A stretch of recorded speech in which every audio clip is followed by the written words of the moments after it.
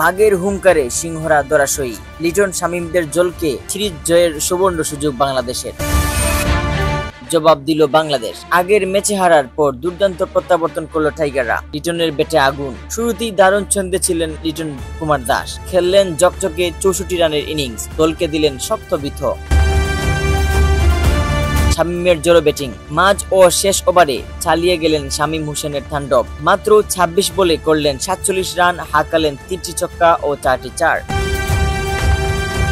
বোলারদের নিয়ন্ত্রিত পারফরম্যান্স। তাসকিন ও রিশাদের টাইট বোলিংয়ে চাপে পড়ে লঙ্কান ব্যাটাররা নিয়মিত উইকেট হারিয়ে ছন্দ হারায় শ্রীলঙ্কা। জয়ের নায়ক তানভীর ইসলাম। স্পিনে জাদু দেখালেন তানভীর, নিলেন 3 উইকেট মাত্র 18 রানে।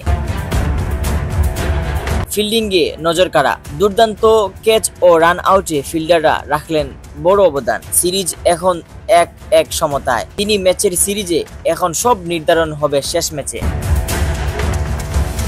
শেষ ম্যাচে জয়ের হাতছানি লিটন শামীমদের ফর্মে উজ্জ্বল আশা টাইগার ভক্তদের। সিরিজ জয়ের লক্ষ্যে প্রস্তুত সাকিব তামিমহীন এই নতুন বাংলাদেশ।